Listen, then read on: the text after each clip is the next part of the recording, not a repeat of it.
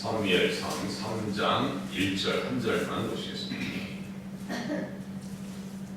아이 사무엘이 엘리 앞에서 여호와를 섬길 때는 여호와의 말씀이 희귀하여 이상이 흔히 보이지 않았더라. 아멘.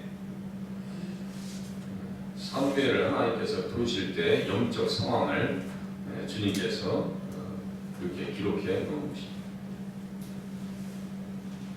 사탄의 유혹으로 인해서 온 인류가 죄 가운데 들어갔을 때 하나님께서는 여자의 후손을 보내시겠다 이렇게 약속하셨습니다. 여자의 후손이 바로 예수님이에요.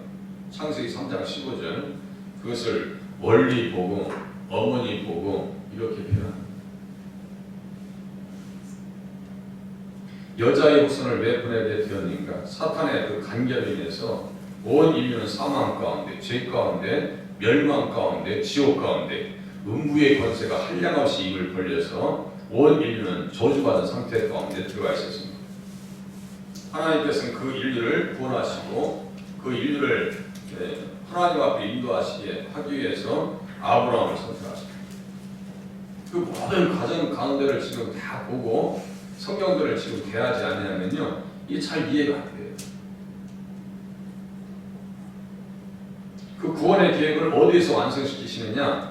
갈보리 십자가에서 예수님의 음성으로 친히 그 구원의 계획이 완성된 것을 우리가 들을 수가 있습니다. 요한복음 19장 30절 제가 읽어드릴게요. 예수께서 신 포도주를 받으신 후에 이르시되 다 이루었다 하시고 머리를 숙이니 영원히 떠나가시니라. 그때 휘장이 다 찢어집니다. 휘장은 곧 그의 육체이고 우리에게는 살 길이 되었다. 살 길이다. 휘장에 뭐가 그려졌다 했어요? 그룹들이 그려져 있어요. 죄 지었을 때 에덴 동산에서 냅쫓김을 받고 그룹들이 이렇게 지키고 있었죠. 그 그룹의 문양이 휘장에 이렇게 그려져 있었어요. 그것이 찢었다는 것은 예수님의 공로로 어디로 갈 수 있다는 거예요? 에덴 동산 하나님 나라 갈 수 있다고 하는 것을 보여주는 겁니다. 그것이 하나의 사건이요, 그냥 있는 게 아니에요. 사람의 힘으로 못 가는데 예수님께서 그 길을 열어놓으셨다. 그 길을 열어놓으셨어요. 그래서 그 예수님 오지 못하게 하려고 사탄은 계속해서 역사 가운데 간섭합니다. 지금 실로에 있는 제사장 집안까지 들어와서 지금 판을 치고 있는 거예요. 여호와를 섬길 때 여호와의 말씀이 희귀하여 이상이 흔히 보이지 않았더라. 하나님의 말씀이요 전혀 나타나지 않은 그런 상황. 구원 역사가 전개되는 그 과정 속에서 사탄과 하나님과의 협상의 시간은 단 한순간도 없었습니다. 계속해서 부딪히고 순탄할 때도 없었고 평화 공존의 시간들도 없었어요. 사사기를 보면 알 수 있고요. 출애굽의 과정을 보면 알 수 있고요. 절대로 편하게 만들지 않아요. 달달 볶아버립니다. 하나님 앞에 신앙생활 할 때 우리가 편안하게 신앙생활 할 수 있다는 것 자체가 불가능하다니까요. 얼마나 지금 상황적으로 엘리의 집에 내린 저주, 엘리의 아들들이 하는 짓, 그리고 사무엘이 부름받을 때 그 상황을 볼 때 이 상황이 지금 만만치 않습니다. 마귀의 관계를 대적하기 위해서 우리들은 뭘 입어야 돼요? 하나님의 전신갑주를 취하라. 하나님의 전신갑주. 계속 말씀을 드리면서 어떻게 해야 되는가? 근신하라 깨어라 너희 대적 마귀가 오는 사자같이 두루 다니며 삼킬 자를 찾나니 너희는 믿음을 굳게 하여 그를 대적하라. 말씀을 알지 못하면요 사탄의 계획을 알 수가 없습니다. 계속해서 말씀을 무작정 읽으셔야 돼요. 깨달으셔야 돼요. 여자의 후손을 누구의 집안에 보내시려고 하나님께서 누구를 세우셨어요? 아브라함을 세우셨고 어디에다 보내시려고요? 가나안 땅에 보내시려고 주님께서 친히 말씀하십니다. 너의 고향과 친척과 아버지의 집을 떠나 내가 내게 보여줄 땅으로 가라. 내가 내게 보여줄 땅으로 가라. 그 땅이 바로 가나안 땅이고 가나안 땅에 들어갔으면 오실 예수님을 기다리면서 신앙생활 잘 해야 되는데 다 무너졌다고요. 지금 구원 역사에 위기가 찾아와요. 아브라함이 부름받아서 가나안 땅에 왔을 때 편하게 있었나요? 그렇지 않습니다. 부인을 뺏어가지 않나, 기근이 오지 않나, 믿음을 잠시 잃어가지고 하가를 통해서 이스마엘을 낳지 않나. 그 과정 자체가 순탄하지 않습니다. 사탄은 그걸 알아요. 땅의 모든 족속이 아브라함의 자손으로 오시는 예수 그리스도로 말미암아 구원받을 것을 알고요. 그것을 어떻게 해서도 꺾어보려고. 때로는 아브라함 속에 의심을 찾아가게 만들고 말이죠. 자연 재해를 일으키고 말이에요. 권력에 의해서 부인을 빼앗기는 일이 발생하지 않나. 집안에 내분이 일어나가지고 롯의 목자들과 다투게 하지 않나. 신앙생활은 다 그렇게 하는 거예요. 때로는 속이 시끄럽고 어렵고 힘들고 그렇습니다. 그럼에도 불구하고 하나님께서는 어떻게 하시겠다고요? 하나님께서 말씀하신 것을요, 절대로 그것을 꺾으시거나 뒤로 물리시거나 그런 일 없어요. 하나님의 구원 역사의 계획은요, 한치의 오차도 없이 정확하게 진행이 됩니다. 사탄은 한 걸음 더 나갑니다. 사람보다. 그런데 하나님의 지혜를 따라갈 수가 없어요. 하나님은 누굴 세우냐? 믿음의 사람을 세웁니다. 믿음의 사람을 세우셔서 하나님의 일을 진행시켜 나갑니다. 믿음의 사람. 그 자리에 우리들도 그렇게 쓰임받으실 수 있기를 바랍니다. 믿음의 사람. 지금 사무엘을 하나님께서 세우신다니까요. 다 무너진 가나안 땅의 그 영적 상황. 여호와의 말씀이 희귀하다는 건 거예요. 말씀이 희귀하다는 것은 그 말씀들을 이해하지 못한다는 거예요. 도대체 이게 무슨 말이에요 이거예요. 이삭이 흔히 보이지 아니하더라. 육신적으로 보면요, 아브라함도 가나안 땅에 들어와서 아무것도 대책이 없어요. 그야말로 사라가 죽어도요, 땅 한 평이 없어가지고 그 땅을 그야말로 사야 되는 그런 입장이었습니다. 아무것도 뭐 손에 쥐는 것이 없어요.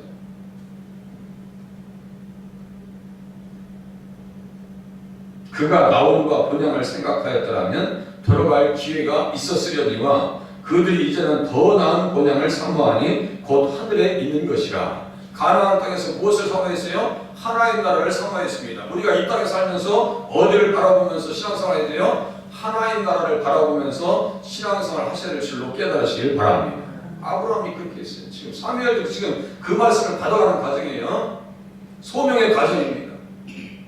그렇게 하고 하나님께서 그를 어떻게 키웠는지 맨 마지막 절 보세요. 3장 맨 마지막 절.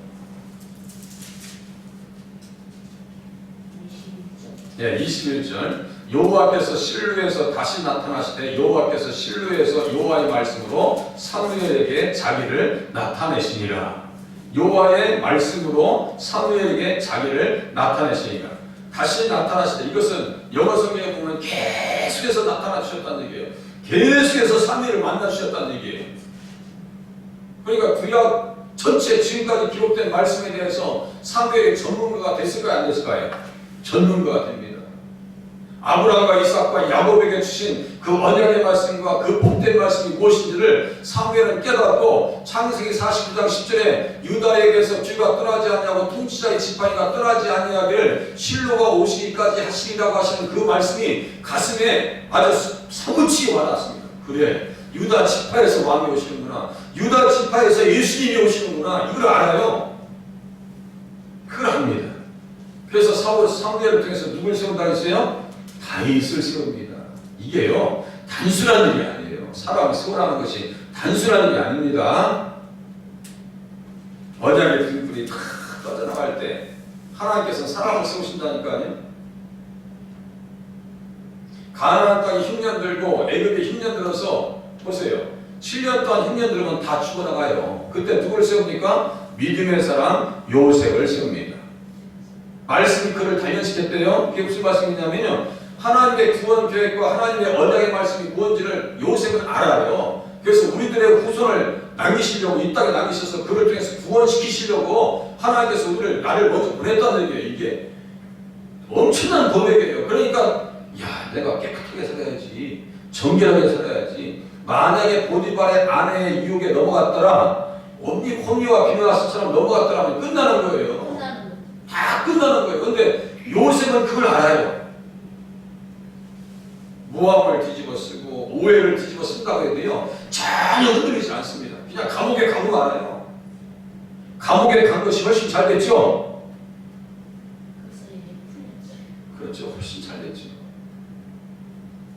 만약에 보아스의 아내의 유혹 때문에 보디바에 불쌍해서 너 그냥 집으로 가라 했으면 그것도 안 되는 거예요. 그죠? 집으로 왔다 오면 분명히 기분한테 어떻게 해요? 아버지 보고 싶어서 단걸음에 그냥 야곱 보러 간다니까. 요셉이 끔찍 못하게 어디 갖다 집어넣어요? 감옥에 갖다 집어넣고 무엇을 준비시켜요? 요셉을 총리시키려고 준비시키는데 정확하게 몇 살에 총리가 되느냐? 30살에 총리가 됩니다. 30세에 총리가 돼요.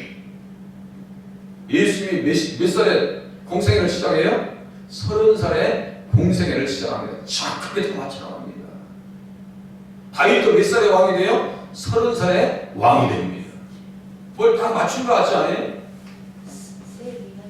다 맞아 들어간다고. 성경은요 예수님 안에서 볼 때 은 20에 팔리나 은 20에 팔렸어요. 그러면 노예 시작 뭐 얼마에 팔았겠어요? 은 30에 팔지 않았겠어요? 좀 더 붙여야지. 가장 사랑받는 요셉을 하나님께서 애굽에 팔으셨어요. 가장 사랑받은 우리 예수님이에요. 다 일시됩니다. 악을 선하게 하시는 하나님, 요셉이 이야기하죠. 십자가는 악입니다. 그런데 주님이 달리시니까 그 악이, 우리 속에 있는 악이 다 십자가에서 소멸돼서 선한 역사를 통해서 하나님 나라 가게 되는 줄로 깨달으시면 맞습니다. 이게 다 연결되는 거예요. 이게. 성경 한 말씀 한 말씀이 얼마나 귀한. 바로 왕이 이스라엘 백성들의 태어나는 남자들 다 죽인다고 그래요. 그러니까 여자의 우선 아브라함의 자손도 지금 죽을 위기에 있는 거 아니에요. 그때 누구를 세워요? 믿음의 사람을 세웁니다. 십부라와 부하를 세웁니다. 이번 주 주일날 일부 예배 때 제가 그거 다룰 거예요. 주부에 올릴 거예요. 그러니까요.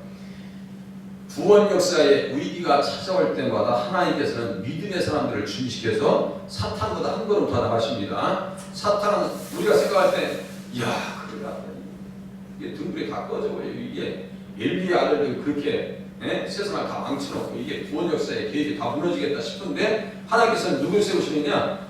사무엘을 세우셔서 사탄보다 앞서가십니다. 앞서가십니다. 어떻게 해서요? 여호와의 말씀으로 사무엘에게 자기를 나타내십니다. 말씀으로 나타내셨다는 것은 구원의 말씀, 그리스도의 복음, 생명의 복음으로 그에게 다가서셨다는 얘기예요. 이게 이제 그렇게 보아야 돼요. 아브라함이 이제 다 끝났다고 생각할 때 100세 때 아들을 낳게 해요. 그러니까 너무너무 행복해서 아들의 이름이 뭐예요? 이삭이고, 이삭이라고 하는 건 뭐예요? 웃었다는 얘기예요. 예수 때문에 웃었고 하나님 때문에 행복했고 믿음의 결과가 이렇게 행복한 것입니다. 그 상황 속에서 사탄은요 믿음이 없는 사람들을 붙잡고 늘어집니다. 바짓가랑이 붙잡고 늘어지듯이 누구를 붙잡고 늘어져요? 홈리와 비누아스와 엘리를 붙잡고 늘어집니다. 2절 보세요. 엘리의 눈이 점점 어두워가서 잘 보지 못하는 그때 그가 자기 처소에 누웠고, 눈이 어두워졌다 잘 보지 못한다는 것은요 영적 분별력이 없는 상태를 얘기하는 거예요. 또 전혀 분별하지 못합니다. 존귀하나 깨닫지 못하는 사람은 멸망하는 짐승 같도다. 깨닫는 것이 너무나 중요합니다. 교회 사역에 있어서 우리는 무엇을 깨달으셔야 되냐면요 교회를 세워나가고 하나님 앞에서 교회를 든든하게 세워나가는 일에 쓰임받는 것 앞에 너무너무 귀하게 생각하셔야 돼요. 그래서 기도의 자리를 지켜야 됩니다. 어떻게 해서든 기도의 한 음성에도 하나님 앞에 나가려고 몸부림치셔야 하니까요. 그래서 이 어려운 때도요 저녁 기도를 하는 거예요. 얼마나 욕을 해야 되겠어요. 사방에서 조심하고 사탄에게 붙잡혀 있는 사람들에 대해서 어떻게 성경은 심하게 얘기하는지 보세요. 그러나 이 사람들은 본래 잡혀 죽기 위하여 난 이성 없는 짐승 같다. 이성 없는 짐승 같다. 홈리와 비누아스가 깨닫습니까? 깨닫지 못합니까? 깨닫지도 못하고요 주님을 알지도 못해요. 그러니까 누가 붙잡고 있어요? 사탄이 그 영혼을 다 붙잡고 있어요. 그러니까 예수를 모른다고 하는 것은 재앙입니다. 정말 무섭다. 예수를 알면 알수록요 대충 살 수가 없어요. 믿음 있으면 바쁩니다. 믿으면 바빠요. 믿음에 충만하면요 바쁩니다. 기도하는 것도 바빠요. 사무엘을 쏜 것과 같이 우리 각자가 하나님 앞에 세워져서 그렇게 하나님의 사역에 쓰임받는 자리에 서실 수 있기를 바랍니다. 기도하겠습니다.